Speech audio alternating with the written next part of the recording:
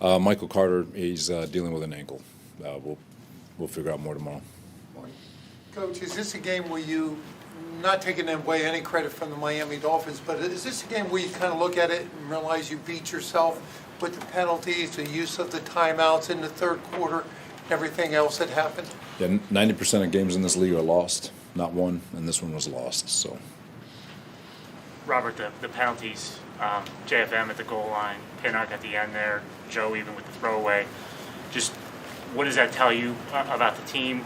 Is that a lack of discipline? Is that something else? How do you feel about those penalties, and how do you correct them? No, Joe's was a miscommunication with the receiver. That one's unfortunate. The Pinnock one, he's being aggressive with a big tight end.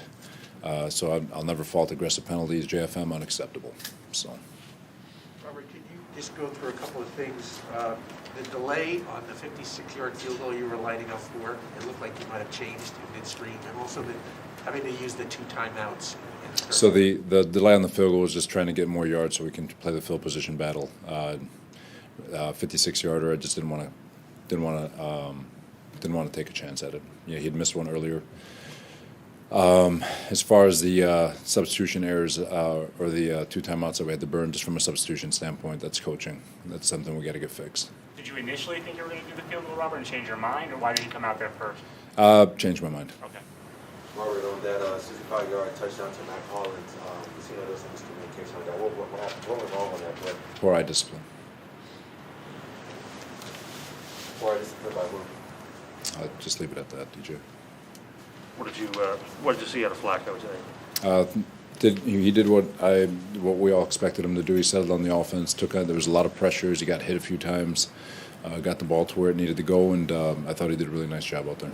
Robert, do you take anything from this being a one-score game in the fourth quarter? It's a little different than some of the games you've had recently. Is there any positive about that?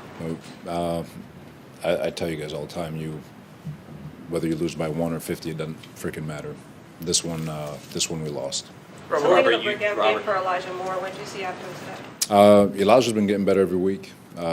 Really pumped for him. He's starting to get into a rhythm, but had the explosive play, which we all know that he's capable of. So he's stacking up days. He's only going to get better. He's going to be a special kid.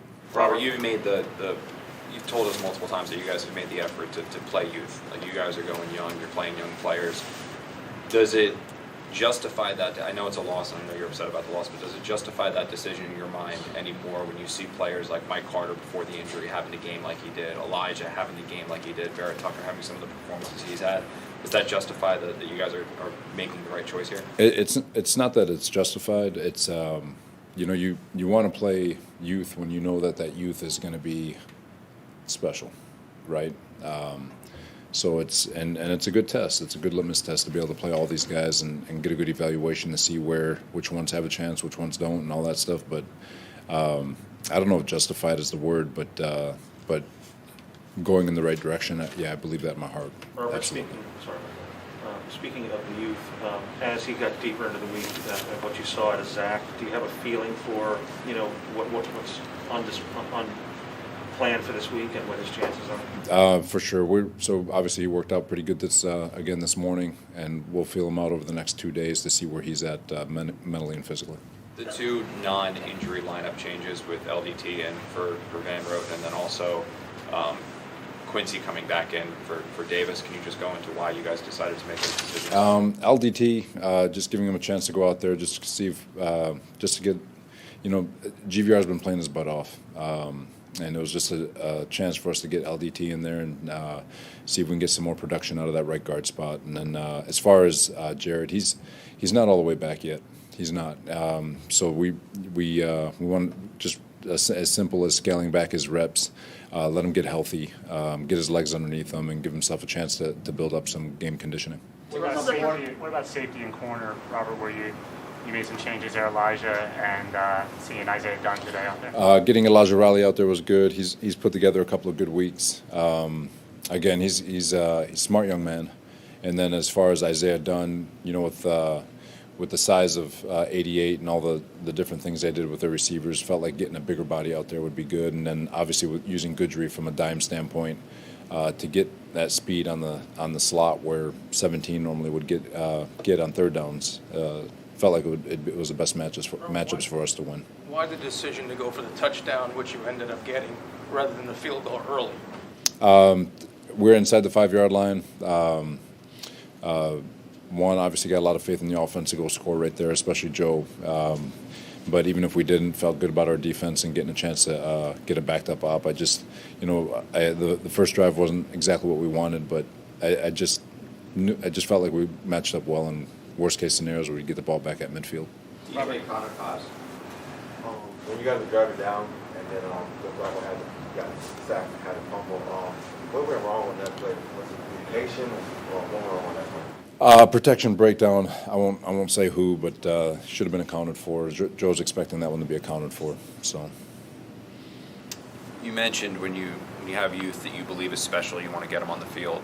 We're starting to obviously see that, but what has given you the belief, getting back to OTAs, minicamp, training camp, these guys that you have, Moore, Carter, some of these other youngsters on the roster, what gives you the faith that they are special? For sure. I'm just going to speak about this draft class. I think we still have a lot of faith. We still think our quarterback's going to be special. AVT has been getting better every single week. Elijah Moore, his play speaks for itself. Michael Carter, his play speaks for itself. The nickel, Michael Carter, his play speaks for itself. Eccles had been doing a nice job before he got injured. And then you look at the last class, Bryce Huff, we're really excited to get him back. Bryce Hall has been doing a nice job at corner.